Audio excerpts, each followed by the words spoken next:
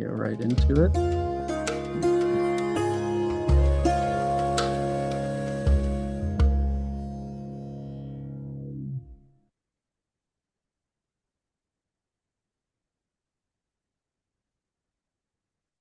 Right. So, good evening, everyone. Thank you so much for joining us tonight, and welcome to the first of 8 sessions on beginning Bhakti. Tonight is session one, and it's entitled Harmonizing Body, Mind, and Spirit Through Meditation. If you're able, we'd love it if you could turn your cameras on just so we can have a more personal, connected experience with everyone.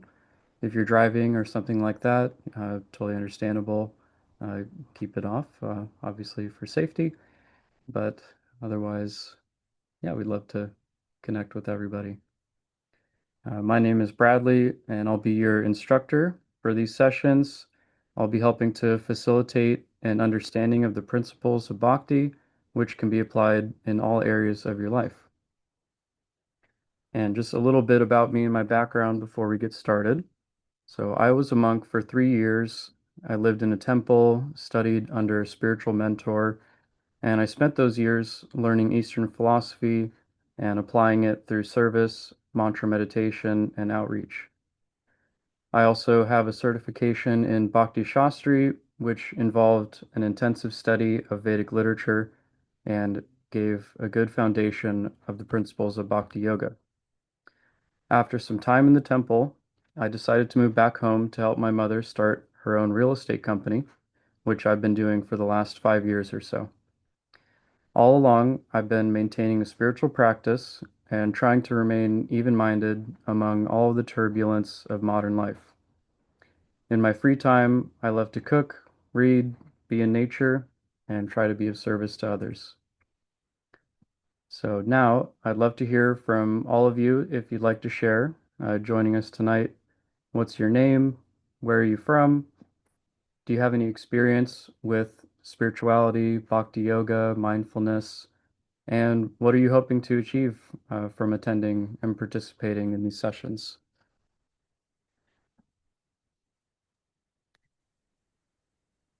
Rachel, should we start with you?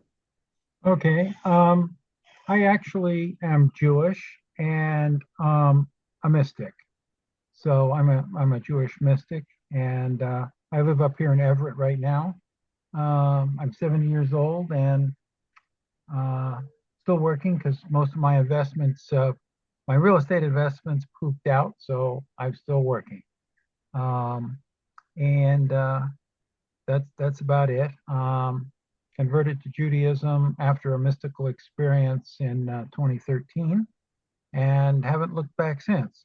Really enjoy going to uh, Mantra House. I'm much more accepted there than I am in any synagogue in Seattle. Hmm. Yeah, we always love seeing you there. That's me. And anything you're hoping to learn or get out of these sessions here? Uh, I've been studying the well. I started um, just because I was interested in your Festival of Lights, because we have the same thing for Hanukkah a few months later. Yeah. And I've been studying a lot of the Hindu stuff, and it's amazing how many people I know who are disaffected Christians convert to Hindu, and how many disaffected Jewish people convert to Buddhism. And Mm. I've been reading up on it, studying that, and I'm beginning to understand why. And you're going to help me figure out more of why. I will try. I'll do my best. I actually grew up Christian. I went to private school and all of that. Um, but yeah, definitely, I was seeking kind of deeper answers to the questions I was having just about life and why we're here, what we're meant to do. Uh, but after my journey and learning about Bhakti and Eastern thought, I have a lot of appreciation for other religions, including Christianity, Judaism, and yeah, and I think there are a lot of parallels that can be drawn between all of those. Yeah, well, that's wonderful. Sushil, would you like to share Hi. with us a little bit about you? Yeah, hi. This is Sushil Sharma. I'm originally from Nepal, which is an Asian country. I'm now in Everett, Washington. My friend Rachel sent me this information about the Bhakti community. So I'm here to learn more the Bhakti yoga, mindfulness. I have some idea about the yoga, but might be different. So I'm interested to learn more today. Wonderful. Yeah, well, we're happy to have you. Bree? Hello, everyone. My name's Bree. Um, I have been, I'm an aspiring Bhakti practitioner for about 4 years now. I also came from a Christian background, but the connection between divinity and my practice in Christianity didn't have as much in depth connection as I feel with Bhakti. So currently, trying to increase my sadhana and try to do the best that I can in spiritual practices. Um, but yeah, I've been learning heavily for about the last 4 years. So if you see me around, I'm constantly trying to serve in any way. Um, where am I from? I'm from Illinois originally. The Army brought me to Washington. I've been at Washington now for over 13 years. So I don't consider myself from Illinois anymore. I consider myself a Washingtonian. And then what do I hope to get out of this series is just more in depth understanding of the practice of bhakti, and then also more of an understanding on how I can help people understand the practices of bhakti. Wonderful. All right. Sebastian, would you like to share a little bit about yourself? All right. Yes. So my name's Sebastian. I'm originally from Germany. I'm in Bellingham now.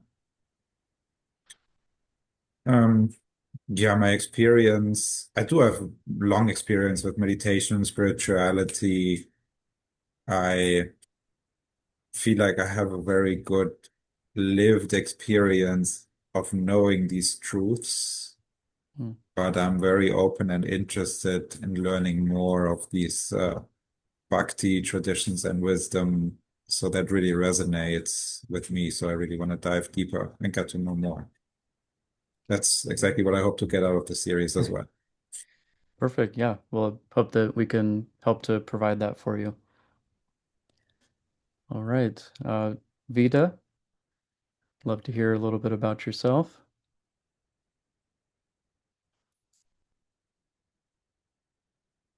Oh, let me see. Okay. Oh, hi. Uh, Hi, I'm Vita.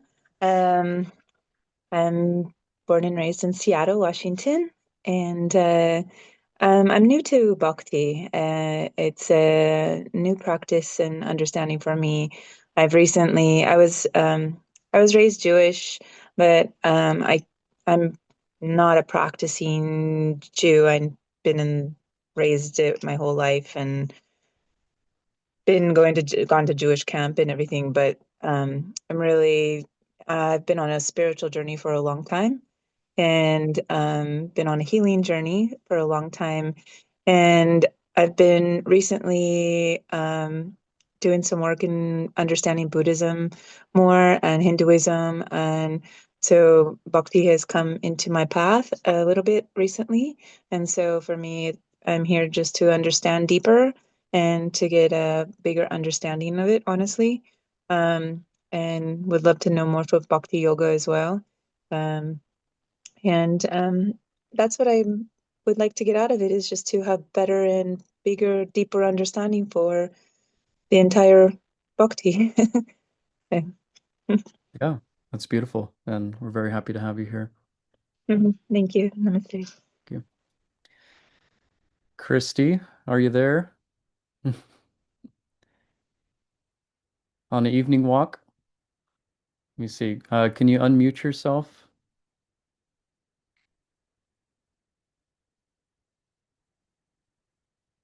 Yes, I can. Perfect. Walking home from work, not driving. It's safe. Um, so my name is Christy Wells. I was raised Catholic, but gave that up for atheism long, long ago, and had some things happen in my life that just didn't allow my analytical mind to remain an atheist. Mm, It was just too obvious that there was something else there, and um, the universe seems to kind of put me where I'm supposed to be. And I found Bhakti Studio in a roundabout way, not looking for anything spiritual. Just I was at a yoga class and somebody recommended it. And I've been doing mindfulness meditation, purely secular sitting meditation. And it seemed like a good fit. Once I went, I enjoyed it, kept coming back, even brought my kid last week, the week before. And what I want to get out of it, oh, sorry, live in Capitol Hill. And I don't know. Um, I'm a healer by training in nature, and I hope I can use it to heal myself and others. Wonderful. Yeah, I love that. Yeah, I had a similar, I was raised Christian, like I said, and during my college years, I was experimenting with many things, as some people do, and thought that, maybe there is really nothing out there, or maybe we are all God or something like that. But then I had a pretty rude awakening that that was not the case, and ultimately it led me into, um, yeah, just going deeper within myself and yeah, trying to learn more about what is at the root of all this. Why do we suffer? Why do we enjoy? And yeah, I think Bhakti has a lot to offer in that regard. So yeah, thank you so much for sharing. And finally, we have Nikit. Are you there? If you can unmute yourself. I'm not a host, so I can't do it, unfortunately, but Hey, yeah. sorry, I was cooking some food earlier, so couldn't reply. Yeah. But my name is Nikit. I am originally from India, born in New Delhi, and moved to the US about 9 years ago. Um, let's see, don't have much experience with spirituality, even though I was raised Hindu. Just trying to learn. I had a lot of Hinduism around me, through my grandparents and my parents, but I was not interested at that time. So Hmm. let's see. I'm here to learn. Perfect. Yeah, thank you for sharing. And that's a good attitude to have. Just here to learn and yeah, being open and never know what might come of it. So thank you everybody for being here. And now we'll move on to the next slide. Can everybody see the screen that I'm sharing? Okay. So beginning Bhakti, as you can see, will be broken up into 8 sections or 8 sessions. The first today, harmonizing body, mind, and spirit through meditation. So we'll learn kind of the foundations of meditation, different types, uh, and kind of how you can practice them. In the second week, we'll learn about the pursuit of happiness, why it is so elusive for some people. We just can't grasp happiness, but it is out there and it is achievable. So we'll learn kind of how to achieve that. The third session is consciousness, the missing link. So we'll learn all about consciousness, how it's separate from this physical experience that we have. It's actually what is the driving force behind, the body and the mind and yeah, so many inner workings of the world. And diving deeper, the next week we'll turn to the mind, a friend or a foe. I'm sure you've all heard the expression, the mind can be your best friend or your greatest enemy. So we'll learn um, what are the effects of both of those and how to cultivate a more favorable mind. The fifth session will be moods and modes. So we'll learn about basically different modalities that people can operate in. There's goodness, passion, ignorance. We'll see some people just seem to be more peaceful and have kind of a clear, even mind.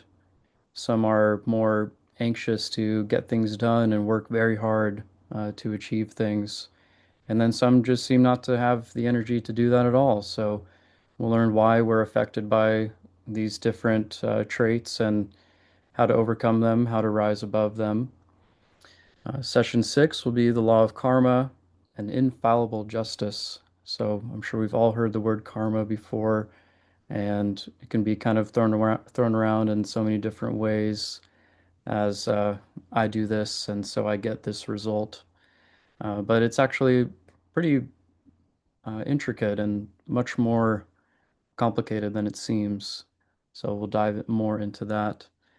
And even further in session 7, karma, free will, and destiny. So we'll learn that, of course, we all have free will. It enables us to have loving relationships with each other, uh, form meaningful connections, and ultimately help to shape our lives and our destiny. And finally, we'll end beginning Bhakti with spiritual evolution. So, kind of how to wrap up everything that we've learned into an action plan of how we can move forward, how we can improve ourselves and become the best version of ourselves that we can be. Moving on. Any questions about any of that? Anybody excited for any particular session there?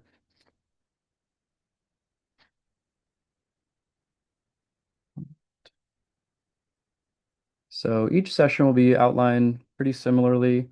There'll be just a short introduction. If anybody new is joining, we'll make sure to get to know them and introduce them to everybody. Then there'll be a short video or two explaining the topic of the week. After that, we'll have an icebreaker just to get the conversation started, get our creative juices flowing, all that good stuff. And after that, I'll share a few questions about what we saw, and that'll hopefully help spark some discussion and questions. We'll explore those topics together. And remember that there are no dumb questions. So even something you might think is simple or common knowledge, it may be beneficial for someone else. So I encourage everybody to have the opportunity to share. And finally, we'll wrap everything up at the end of the session. I'll also share a document with the WhatsApp group, just kind of with notes and an outline on what we learned during the session. Anybody have any questions or thoughts without any of that? All right, perfect. So enough of me talking. Let's get into the first video. And let me know if, the sound is low or anything like that. I'll just try to make it good for everybody.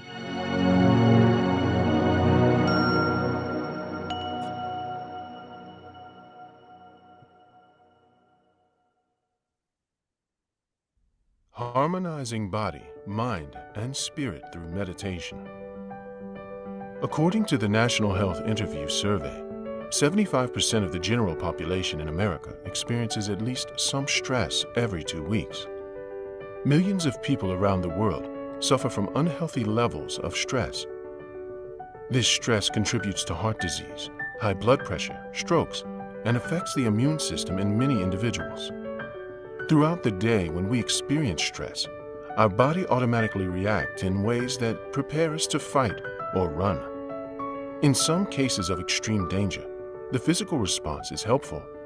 However, a prolonged state of such agitation can cause physical damage in every part of the body. One of the main causes of stress is the disharmony of body, mind, and spirit.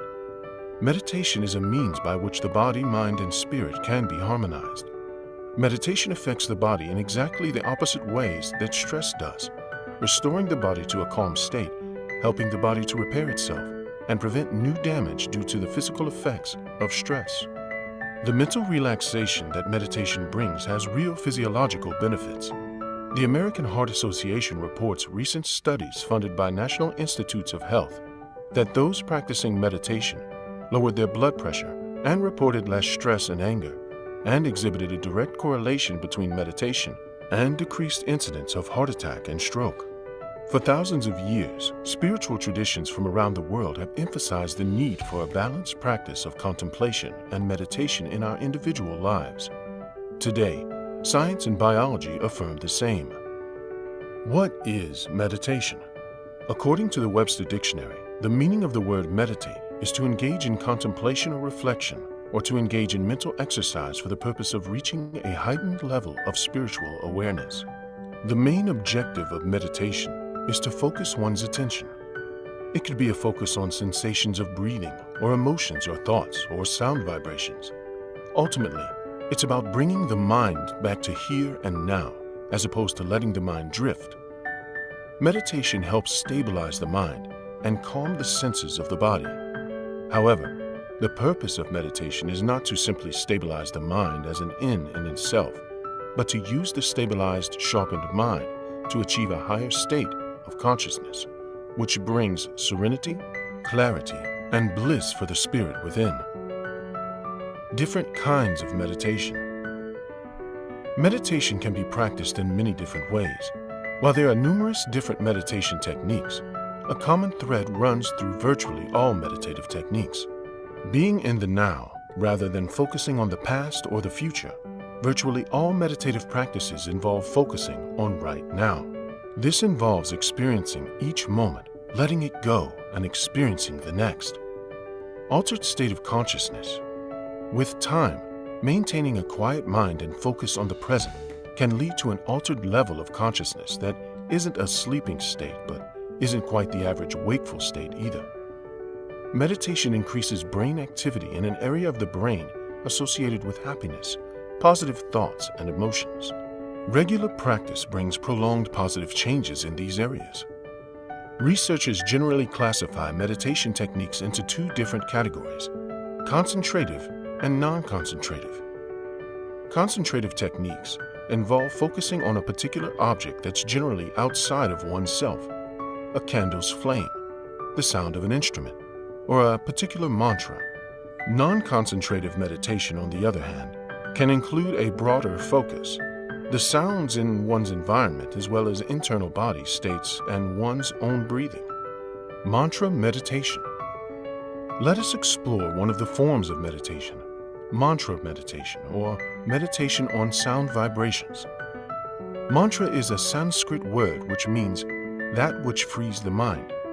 A mantra is a sound vibration that frees the mind from all stress and built-up negative emotional energies like anger, vengeance, envy, and prepares the mind to tune in to the positive emotional energies like forgiveness, tolerance, compassion, and humility. Sound vibrations have the potency to alter the state of our mind. If someone speaks to us rudely, our mind becomes depressed. If someone speaks to us with kindness and love, our mind becomes elated. If we hear our favorite song or music, our mind becomes relaxed. Powerful speeches from great leaders have inspired the minds of people to create revolutions in history. These are all the effects of sound vibrations altering the state of the mind. Mantra meditation is based on this principle. The mantra recommended to overcome the ill effects of this age of disagreement and duplicity is the Hare Krishna mantra. Hare Krishna, Hare Krishna, Krishna Krishna, Hare Hare, Hare Rama, Hare Rama, Rama Rama, Hare Hare. Hare is the spiritual feminine energy which is all-accepting, all-forgiving, and all-loving. Krishna is the all-attractive source of beauty, love, power, and truth. Rama is the reservoir of ecstatic spiritual pleasure, the joy of giving and serving. The combination of these three words as arranged in the mantra calls upon the facilities within us that illuminate the mind with spiritual energy. the 3P formula. Mantra meditation can be easily performed by following the 3P formula. Posture. One should sit in a comfortable, relaxed position, neither too rigid nor too flexible. Pronunciation. Each syllable of the mantra must be pronounced clearly so as to produce the right sound vibration. Mantra meditation is all about focusing the mind on hearing the sound vibration, and hence pronouncing all the syllables correctly is very important. Prayer. While focusing on the sound vibration, the practitioner is encouraged to meditate on the meaning of each word as mentioned above. This chanting is a call for grace. An attitude of gratitude prepares the mind to tune into higher realms of consciousness. Overcoming challenges during meditation. One of the major stumbling blocks for a meditation practitioner has been to contend with the restless mind. Unless the mind is purified of its lower base instincts, it will continue to provide newer challenges and obstacles. Wisdom from the Bhagavad Gita, an ancient text on Bhakti Yoga, says, "For one who has conquered the mind is the best of friends. But for one who has failed to do so, his mind will remain the greatest enemy." The constant practice of the process of mantra meditation helps tame the restless mind by gradually befriending it. A regulated lifestyle of healthy diet, discipline, and positive association helps in reducing distractions and in steadying the mind. The activities that we perform during the entire day have a profound impact on the mind's response during meditation.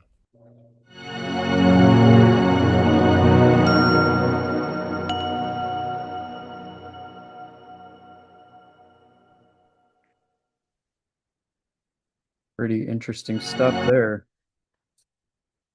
Let's see here.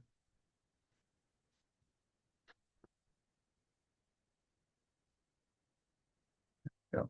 So before we move on to the second video, did anybody have any thoughts or realizations from the first video?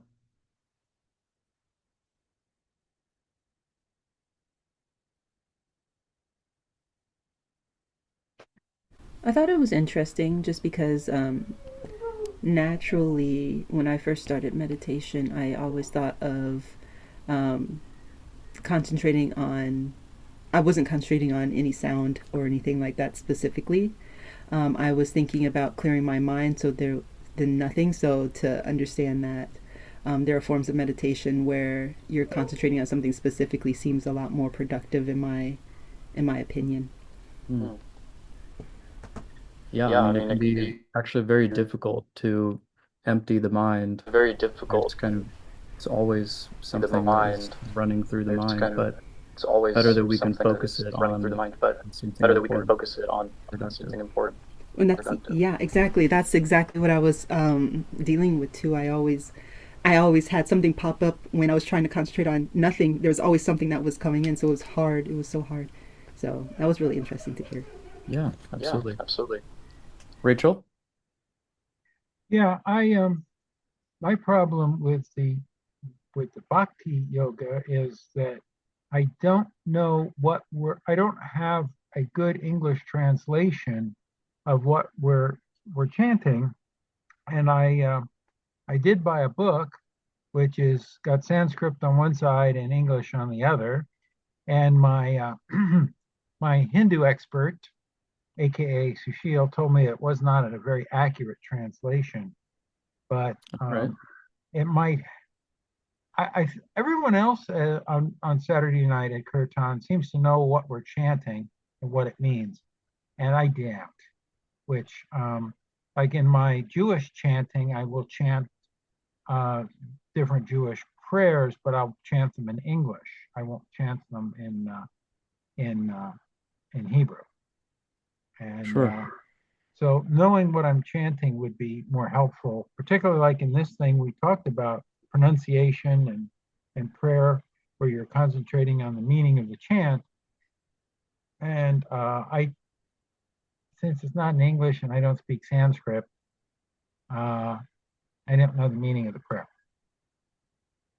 Yeah, there are so many mantras, Sanskrit mantras, and they all have different meanings. In the Bhakti tradition, Typically, they are names of Krishna or his associates, and we're essentially calling upon those names for spiritual strength to be uh, praying to be engaged in some kind of service, which will ultimately lead us closer to our higher power. Um, but absolutely, if you want to pray in your native language um, to your higher power, that's absolutely encouraged. As far as the Hare Krishna mantra, Hare is addressing kind of the divine feminine, Radha. There's Radha and Krishna. They're always together, never separate. Um, and so we're calling upon Hare or the divine feminine for that spiritual energy. Of course, there's Krishna, which means all attractive. And we call upon Krishna because we want to serve him or be of service in some capacity. And Rama uh, is essentially a reservoir of spiritual strength. So we call upon Rama to have that strength to continue in our service. And when you put it all together, the highest realization through meditation and chanting these mantras is to realize that the names are non-different um, from the personality. Just like if we chant Coca-Cola, Coca-Cola, uh, all we'll get is thirsty. There's really nothing that chanting Coca-Cola can do for us.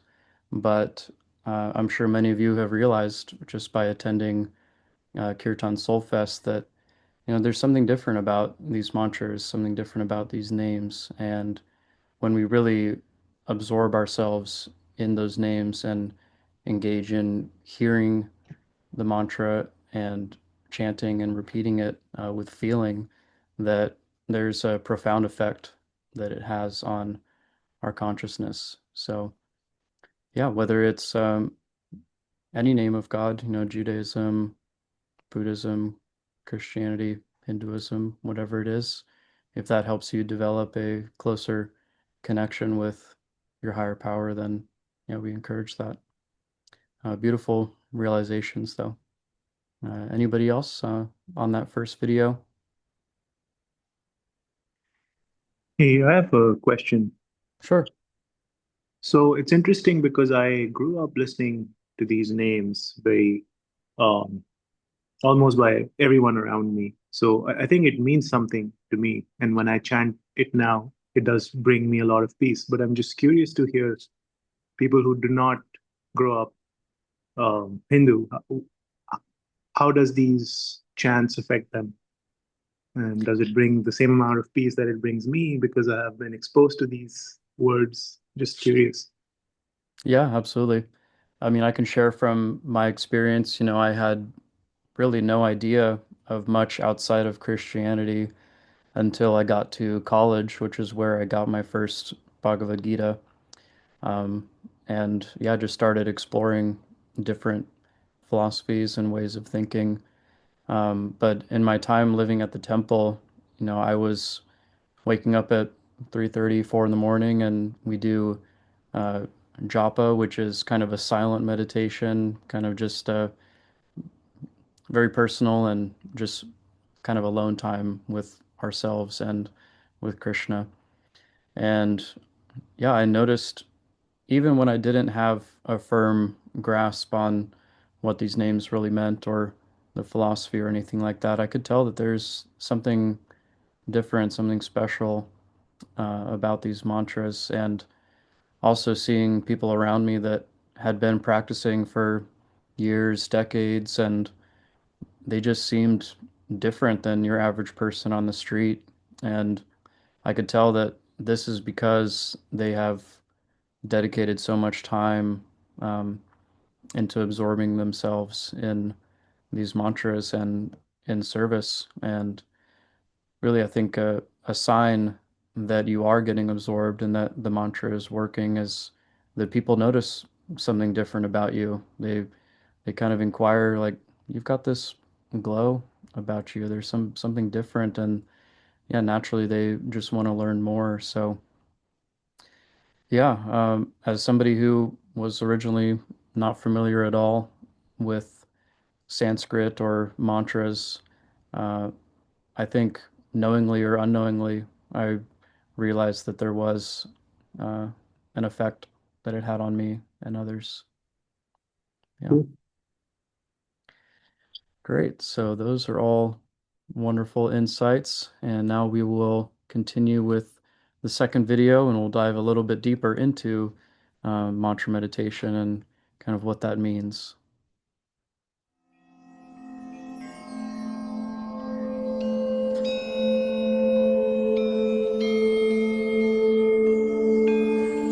The quality of the sound that you hear every day will equal the quality of your life, because sound is transformational. It's the most subtle element, and the kind of sound we choose to hear has consequences. There's high sound and low sound. High sound is spiritual sound, and low sound is material sound. This is how the ancient Vedic wisdom texts put it. That brings us to the topic of mantra meditation. A mantra is a combination of syllables which are inherently spiritual. By repeating the mantra, the mind is delivered. In fact, the word mantra means man, mind, and tra, to deliver. Mantra, that sound vibration that delivers the mind from anxiety and from attachment to the unreal or the temporary. Everything in this world resonates at a certain level of sound vibration. So if I keep two tuning forks and I hit one, the other one will pick up the sound vibration from the first one and will also begin to resonate, even though they're not touching. In a similar way, when we chant the mantra, the vibration will resonate with our spiritual self. That's our higher self.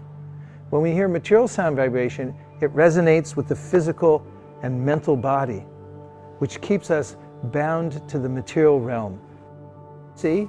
Just by repeating the mantra itself will resonate with our higher self, and it will expand our consciousness, bringing us to higher levels of awareness. Some people describe a mantra as a seed. When you plant a seed, it looks insignificant. But one day, this tree behind me was an insignificant seed. But now, it's a huge tree that gives shelter to thousands, if not millions, of living entities. In the same way, the mantra, although it looks like an ordinary phrase, when chanted and listened to and watered by giving one's attention, grows into something wonderful. And that's for you to experience. When you water the mantra by chanting it, hearing it, giving it your attention, you'll not only gain the power of focus, but you'll also learn the wonders of the mantra, or rather, the mantra will reveal its wonders to you. In more modern terms, a mantra is like a zip file. It just looks like a little icon. But when you click on that icon, it opens up volumes of information. Some mantras are only one syllable. For instance, Om, one syllable. But when you chant that mantra, it'll open to you all the information in the universe. All the yoga wisdom texts agree that in our particular age, called the age of Kali, the best way to meditate is through mantra meditation. In part 2, I'll tell you exactly how to chant the mantra. Stay tuned.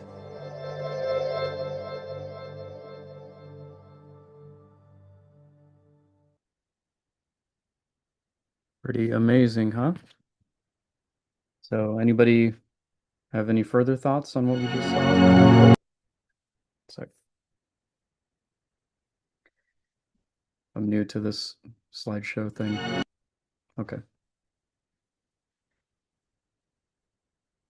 So I know we covered. Yes, Vita, please share. I was just going to say that I find it,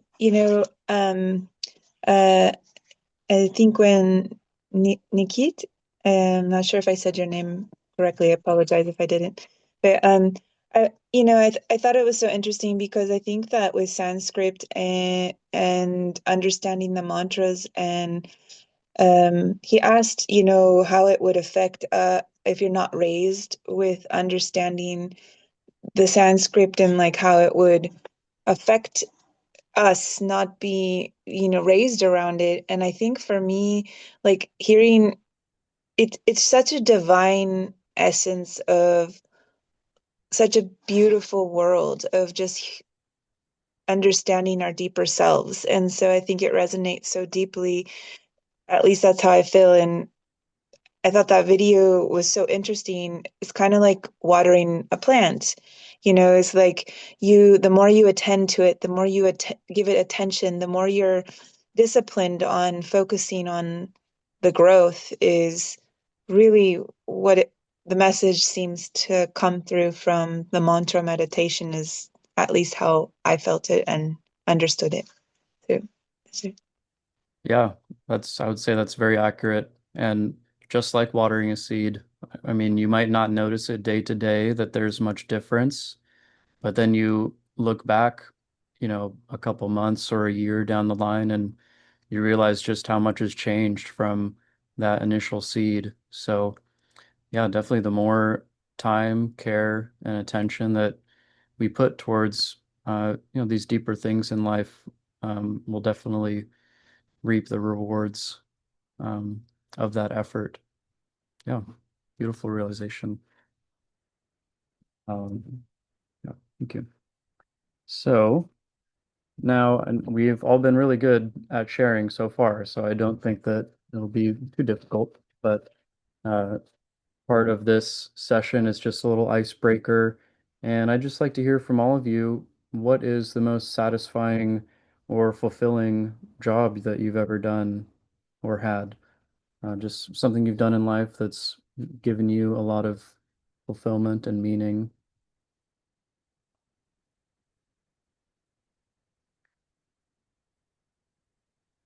Anybody would like to start? I can start. Great. Um, so I would say if any extracurricular activities I do, I participate a lot in art. I'm a very artsy person. And so when I learned at least my favorite type of art, which is portrait artist.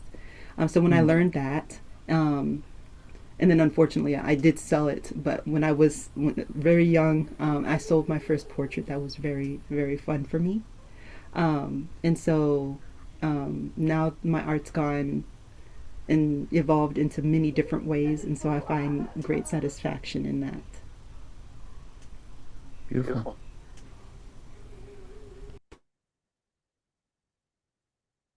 Rachel, what's the most satisfying job you've had Well, or work you've done?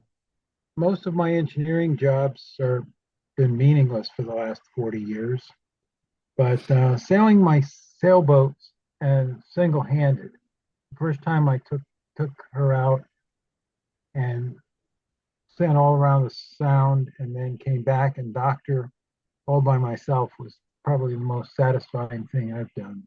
Hmm, love that. I'm sure you learned a lot about yourself on that journey. Yeah, yeah. My vacations are either to fix something or if I'm going to be going somewhere, it's got to be to educate or learn something about myself. Hmm, wonderful. All right. Sebastian, do you care to share? Mhm. Yeah, wouldn't say job is really also not the right thing for me. My jobs have never been satisfactory. It's a big reason why I'm where I am in my life right now, finding something different and letting my soul's purpose shine through. So that's my journey right now. I'm finding something different and I'm doing my job to keep myself alive. And for me, it's also artistic, creative expression, actually. Hmm, From all my life being told I'm not artsy, I can't do it because I couldn't actually paint.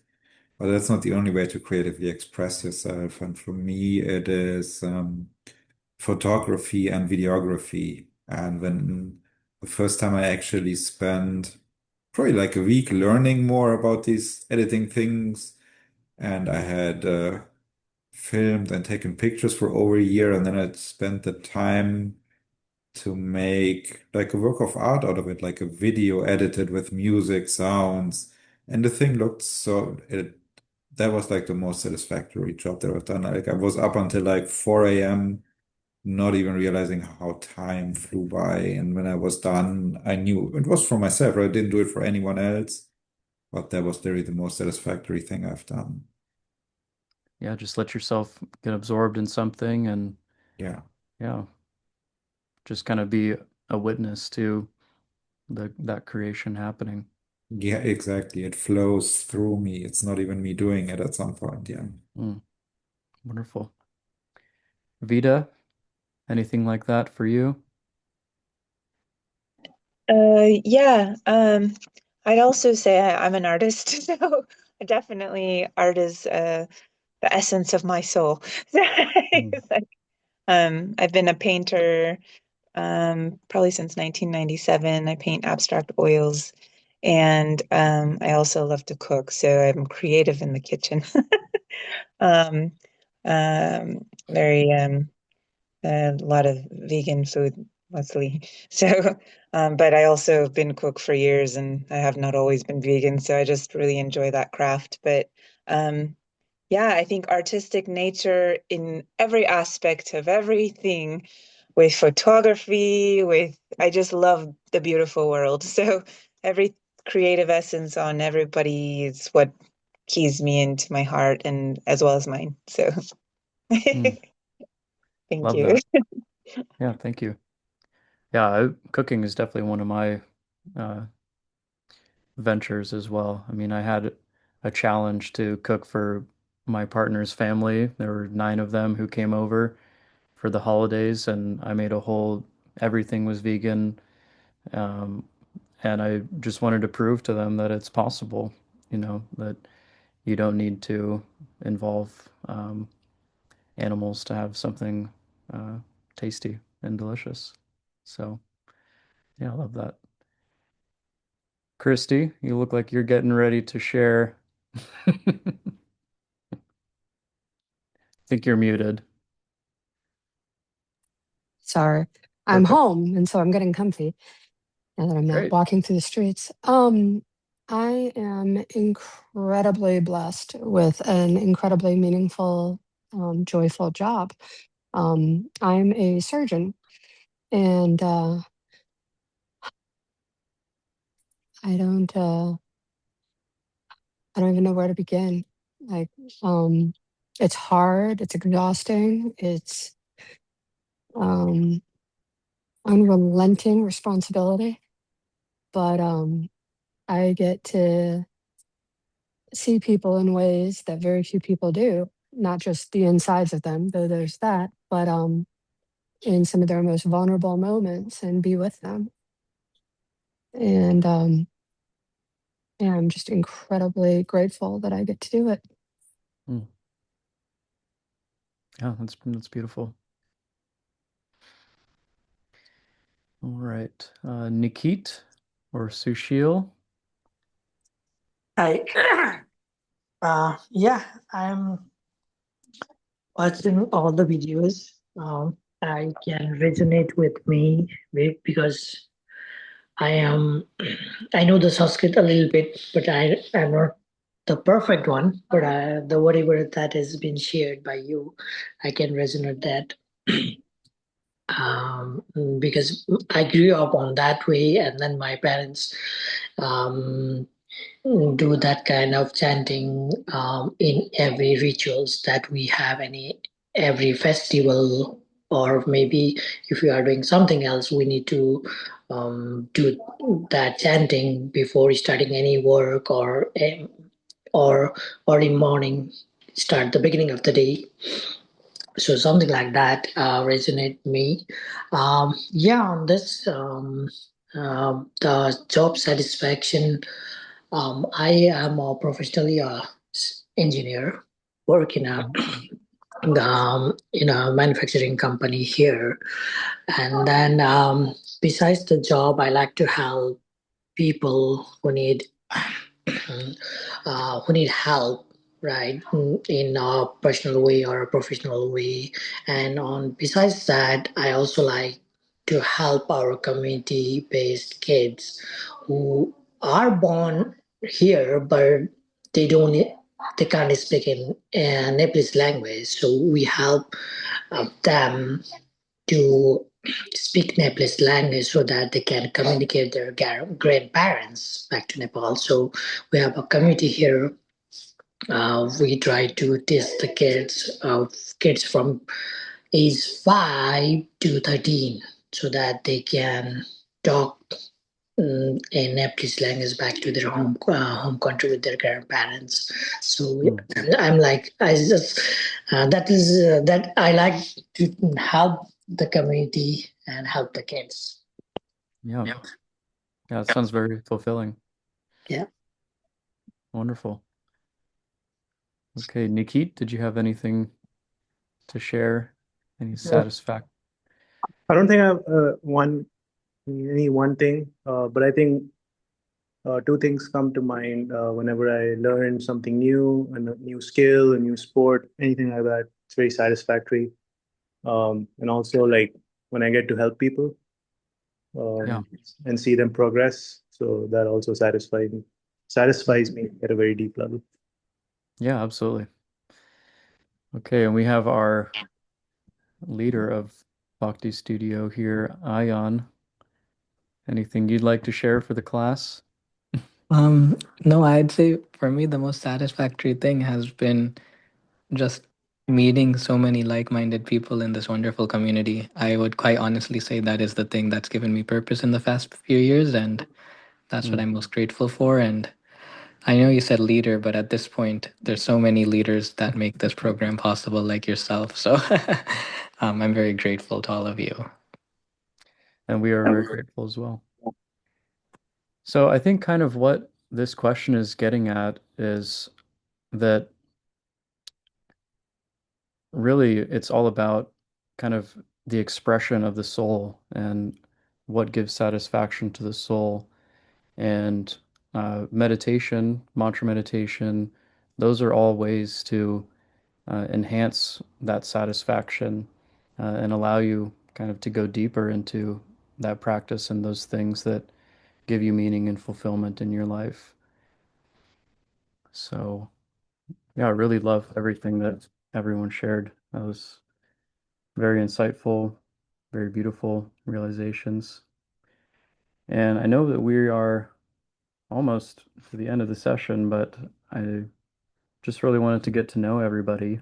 But we do still have a few questions just for the end, and we did cover some of these kind of after each of the videos and talked about them, but just kind of quickly, I'm going to share these if I can. 1 second. I'll share these questions in the chat just so we can think about them.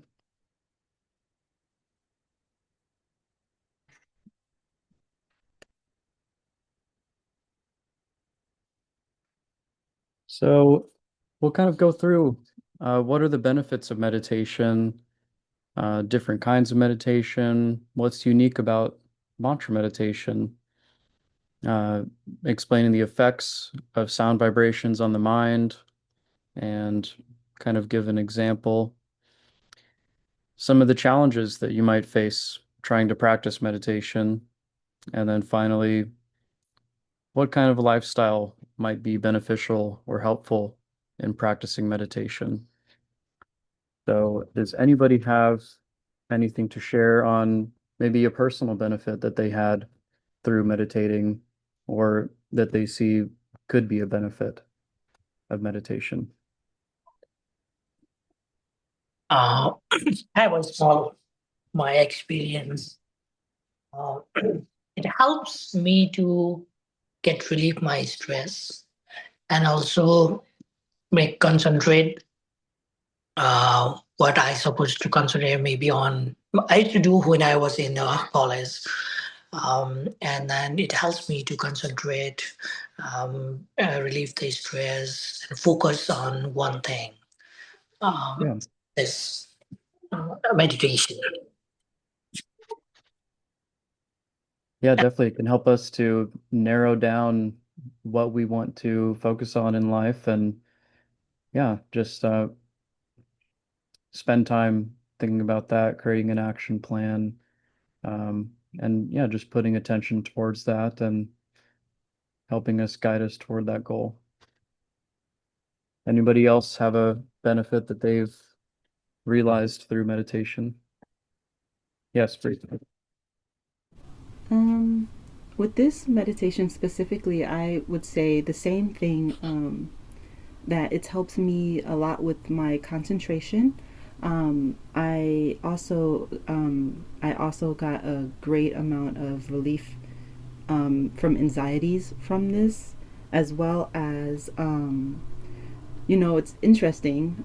I feel like myself, I'm a happy person naturally, but then I think that it was based off of superficial things. And so feeling a different type of happiness was very enticing to me, and it's what kept me in this practice for the small amount of time. Yeah. In Bhakti, there's a principle called higher taste. And so, kind of an example of that is say there is someone who might be living on the street, they're kind of just getting by, taking what's ever handed to them. Uh, but if you take that person and place them, at the head of a table of this, extravagant buffet, they won't want to go back to eating the street food and just kind of getting by. So, uh, and that's also in Bhakti how we learn to kind of give up these lower habits, things that maybe aren't so fulfilling. And you can only do that by replacing it with a higher principle, a higher practice that gives more joy and satisfaction to the self. And so meditation, mantra meditation, is just one of the ways that uh, you can supplement that and yeah, just start to relish in the joy of the self because uh, at our core, our soul, we're naturally joyful. Uh, we are eternal and full of knowledge, and ultimately, we're separate from these bodies, which might have its own desires and happiness and distress, heat and cold, um, pain and pleasure. But yeah, we're meant to rise above that and experience something higher and deeper and more fulfilling. Yeah, wonderful. So, just for the sake of time, we'll move on. Um, Anybody know if there's anything unique that they've experienced through mantra meditation specifically? Yes, Christy. Zoom illiterate, so I don't know how to raise my hand like on the thing. Sure. Um, One of the things that I've really gotten from mantra meditation is a sense of community. Like, and that's kind of a not the word I'm looking for, but less aloneness. I Mm, don't feel as alone in my own little body and world when I'm doing that, as opposed to other forms of meditation that I've used. yeah, absolutely. I'll share just my time at the temple. Really, what kept me going is having a group of people around me, and we're all kind of working together. Practicing towards the same goal and we have something to unite us and that mantra meditation is something that brought everybody together and yeah it's like the sum is greater than its parts so on our own it can be difficult and a bit of a struggle but if you have people that can come together and you can lean on each other and yeah kind of form something that's bigger than yourself yeah, it becomes something really special. So we'll move on. Uh, Now we're over time, but it seems like you guys are having a pretty good time. So we'll go as long as you want to. Um, can anybody explain the effects of sound vibrations on the mind? You don't have to give an example, but just have you found that there has been a benefit to sound vibration or mantra meditation in your personal life?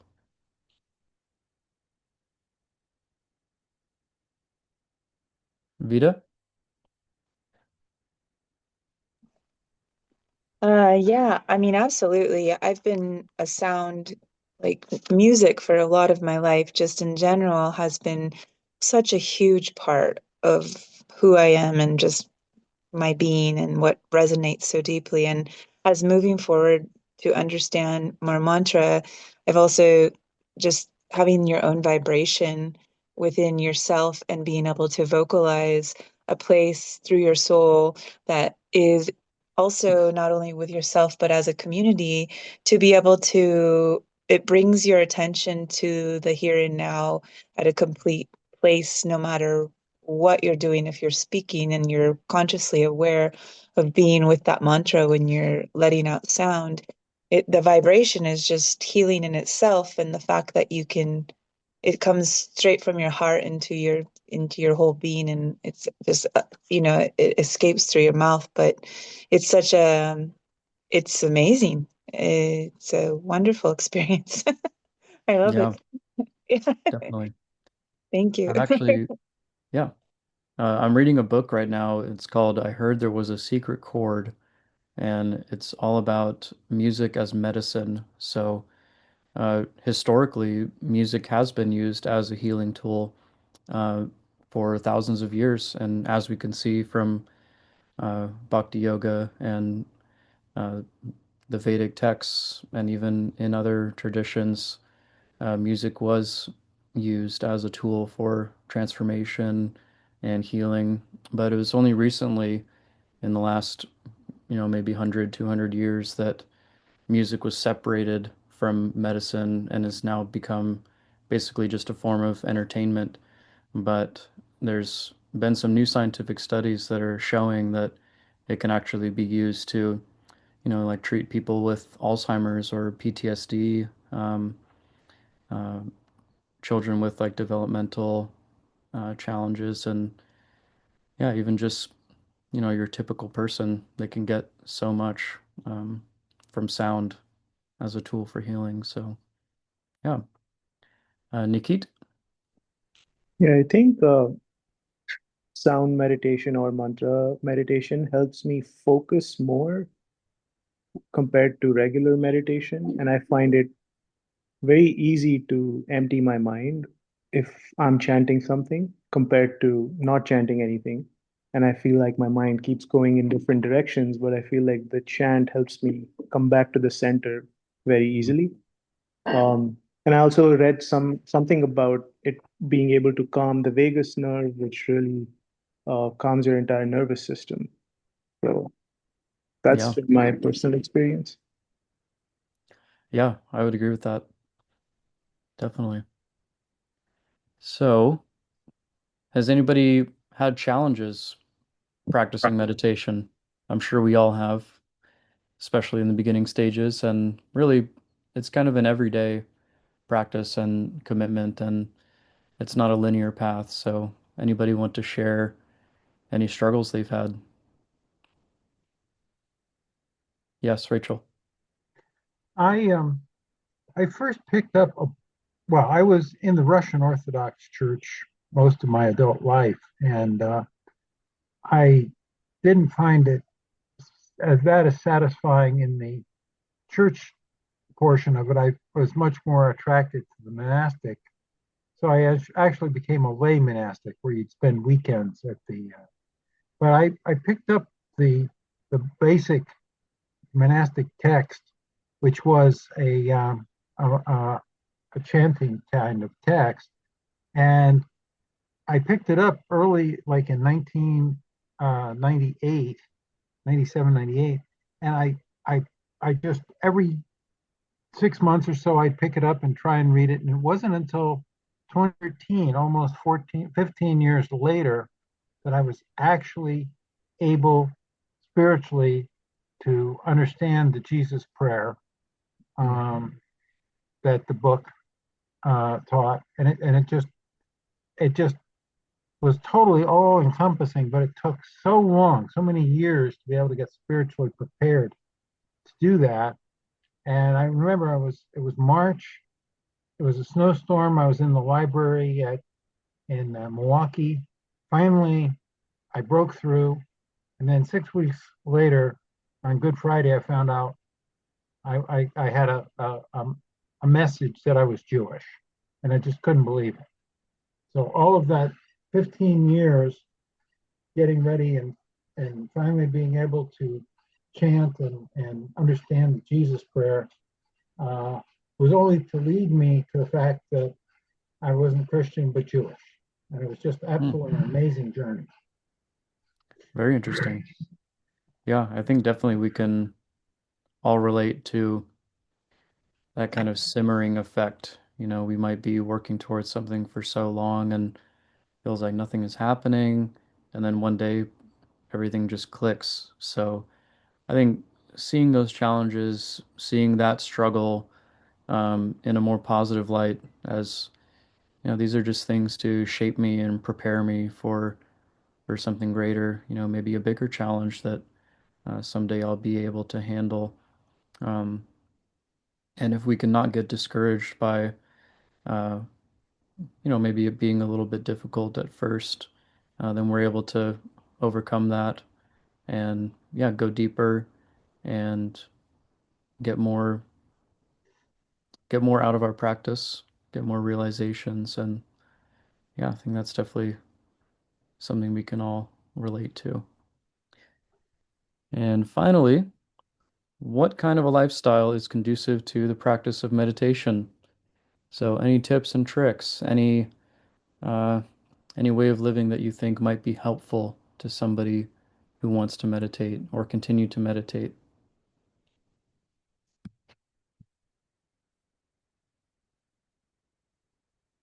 Sushil, Sebastian,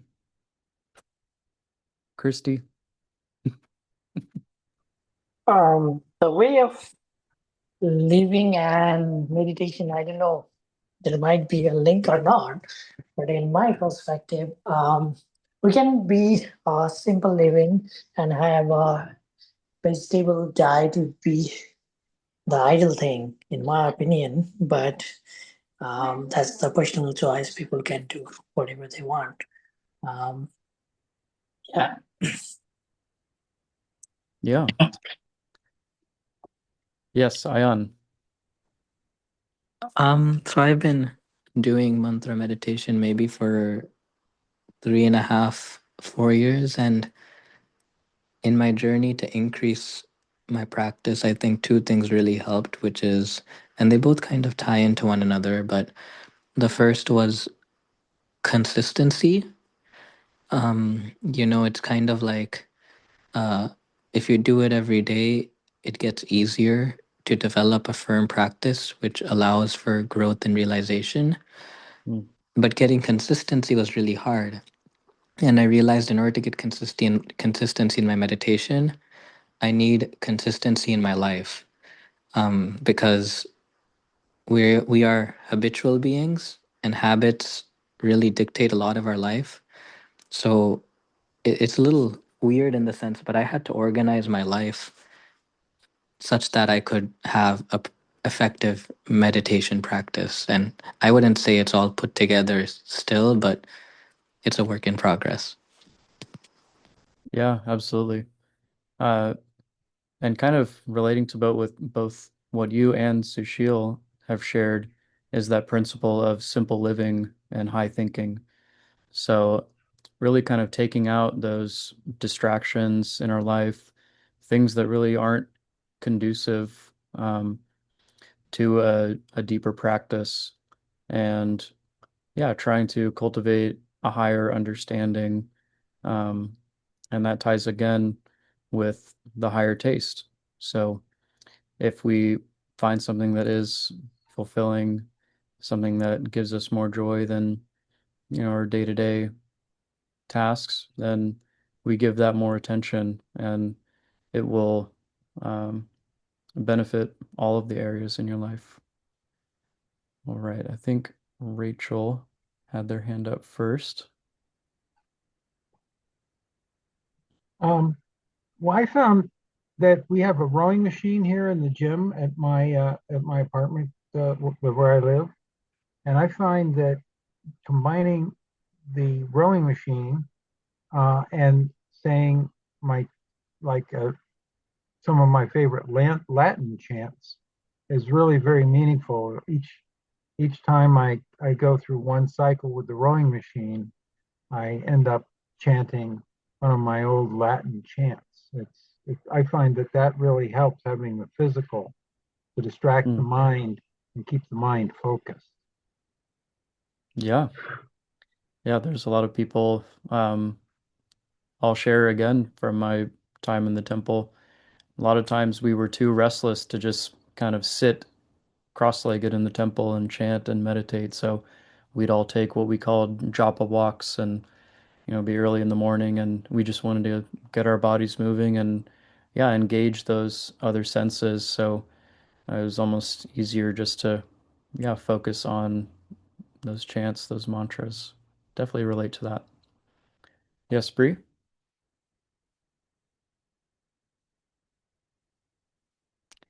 1 sec. I think you're muted still. I am. Thank you. I didn't have so much experience in bhakti before running into bhakti, and so what I've done for me, I mean, what's caused success for me, I think, is just having an open mind to the practice, and not having my own conceptions of how things are supposed to be. And so for me, um, you know, I figured, within myself that whatever I was doing wasn't working. I'm still looking for something. And I obviously don't know anything, outside of whatever I've been taught, right? And so what has helped me a lot is going into things very new, and not childlike, but, very new to, you know, oh, I'm learning something new. And that's been interesting for me, and it's kept me really grounded in learning instead of, just kind of like speculating. Yeah. We can very easily just fall into kind of the comfort once we have enough knowledge to operate. Uh, then we can, become a little complacent. But if we always have that, like Bree was saying, childlike wonder, that sense of discovery, and just taking each uh, interaction as an opportunity to learn, and not to act like we are the knower. There's so much opportunity for growth, for transformation, and for learning. And I think that that's also beneficial to sitting down and practicing meditation and mantra meditation. Um, just kind of sitting with the names, with the mantra, in a humble mood. I think that's very important. It's crucial, um, to making progress. So,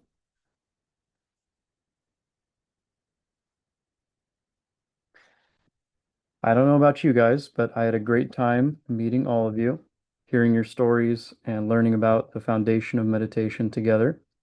Please join us next week as we continue learning, this time about the pursuit of happiness and how we can actually achieve it. Thank you so much for joining us, and have a wonderful rest of your week. Hari Om Tat Sat. Thank you so Thanks so much. much. Thank you. Bye. Thank you so much. Thank you. Namaste. Thank you. Thanks. Bye. Bye-bye. Thank you so much. Bye-bye.